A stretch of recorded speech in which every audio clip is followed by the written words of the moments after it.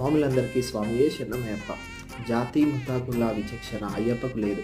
ఇది నేనంటుంది కాదు స్వామి, అయ్యప్ప స్వామి నిబంధనలో ఇది ఒకటి చాలా ఇంపార్టెంట్ది. ఇది ప్రతి స్వామి ఎవరైతే తీసుకున్నారో చాలామంది స్వాములు అందరూ ఫాలో అయ్యేదే.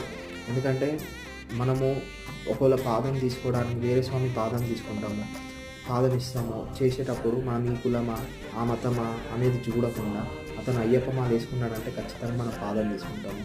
సో మనం ఇక్కడ అందరినీ ఈక్వల్గా చూస్తున్నాము. అది ఎందుకు మనం చూస్తున్నాం అంటే మనం దీక్షలో ఉన్నాము, అయ్యప్ప స్వామి మనకు చెప్తుంది కాబట్టి మనం చేస్తున్నాం. మనం చాలామంది చేసిన తప్పు ఏంటంటే ఈ 41 రోజులు మనం ప్రతిదీ చాలా స్ట్రిక్ట్గా ఫాలో అవుతాం, అందరినీ ఈక్వల్గా చూస్తాం. కానీ 41 రోజుల తర్వాత మళ్ళీ అదే కులము, వీడు ఆ కులము వాళ్ళు ఈ కులము అనేది మన మైండ్లోకి వస్తుంది. సో ఈ 41 డేస్ మనకు అయ్యప్ప ఏదైతే నేర్పిస్తుండో మన జీవితంలో కూడా అందరినీ ఈక్వల్గా చూడడం అనేది నేర్చుకుంటే మనం ఇంకా చాలా ముందుకు వెళ్తాం. స్వామియే శరణమయ్యప్ప. ఇండియా బాగుపడుతుంది. స్వామి